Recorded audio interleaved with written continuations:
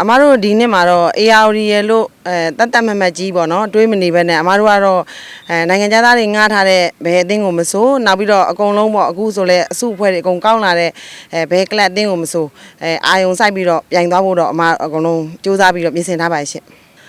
ARD ရဲ့ပထမပွဲကိုအမားတို့တခဲနဲ့လာရောက်အားပေးတာကိုတွေ့ရပါတယ်အဲ့တော့မြို့ကန်ပရိသတ်တွေရှိမှာပေါ့နော်အမားတို့အတင်သွားပြီးတော့ရှင်ပြိုင်ရမှာဖြစ်တဲ့အတွက်အမကလေးတွေအတွက်ရောအမားတို့ဘောလုံးကစားမဲ့ပလေယာတွေအတွက်ရောဟိုဘက်ကပလေယာတွေအတွက်ကောဒီလိုမျိုးပရိသတ်တွေအများကြီးရှိမှာသူတို့အစွမ်းစာကိုပြခွင့်ရမှာဖြစ်တဲ့အတွက်အမားကတော့ကျေနပ်မိပါတယ်ARD United မှာလက်ရှိပါဝင်ကစားနေတဲ့မြန်မာပြည်တွင်းပလေယာတွေရောနိုင်ငံခြားလာတဲ့ပလေယာတွေရောသူတို့ငှားထားတဲ့ပလေယာတွေကိုကြည့်မယ်ဆိုရင်ပေါ့အများစုဟာဆိုလို့ရှိရင်မိမိနိုင်ငံအသင်းကိုစားပြုရဲ့ line နဲ့ကစားသမားတွေပါအမားတို့ ISP မှာဆိုလို့ရှိရင်ကလေးတွေထဲမှာဆိုလို့ရှိရင်များသောအားဖြင့်ပါဝင်ကစားရတာတစ်ယောက်နဲ့နှစ်ယောက်ပေါ့နော် line နဲ့ကစားရတာအဲ့တော့အဲ့အသင်းရဲ့အပေါ်မှာတော့ကွာခြားချက်တွေတော့ရှိတယ်ပေါ့နော်ဒါပေမဲ့လည်းပဲအမားတို့အသင်းလည်းပဲတည်တည်ချာချာပြင်ဆင်ထားတာဖြစ်တယ်လို့ဟိုဘက်ကARD United အသင်းအနေနဲ့ကလည်း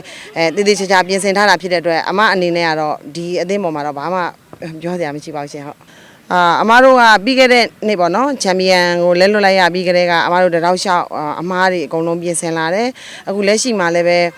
အမားတို့ရဲ့မှားခဲ့တဲ့အမားတွေကိုပြန်ပြင်ပြီးတော့ကလေးတွေမှာရှိတဲ့ကောင်းကွက်တွေအမြဲတမ်းသူတို့ဘာလုပ်နိုင်လဲဆိုတဲ့အရာတွေကိုပဲပြပြီးတော့အမားတို့ပွဲတိုင်းကိုပဲအကောင်းဆုံးအနေနဲ့ရအောင်သွားမှာဖြစ်တဲ့အတွက်အမအသင်းကိုကျေနပ်မှုကြီးရှားပြီလားလို့ပြောလို့ရှိရင်အမတို့အတိုင်းအတာတစ်ခုအနေနဲ့ကတော့ကျေနပ်အားပါတယ်ရှင့်ပသိမ်မှာရှိနေတယ်ပေါ့နော် ARD တိုင်းရဲ့ပရိသတ်တွေရောမြန်မာဘောလုံးလောကကိုအမြဲတမ်းပဲအားပေးနေတဲ့ပရိသတ်တွေရော ISP ကိုအမြဲတမ်းTV ဖန်သားပြင်ရရောအပြင်ရရောတလောက်လျှောက်လာပြီးအားပေးနေတဲ့ပရိသတ်တွေအကုန်လုံးကိုလည်းအမတို့အနေနဲ့ပေါ့နော်မြန်မာဘောလုံးလောကအနေနဲ့ကျေးဇူးတင်တယ်လို့ပြောကြရင်းနဲ့နောက်နေ့ကံမဲ့30ရက်နေ့ပွဲမှာလည်းပဲဒီဇိုင်းမဲ့လာရောက်ပြီးတော့အားပေးလဲပါအောင်လို့ဖိတ်ခေါ်လိုက်ပါရရှင်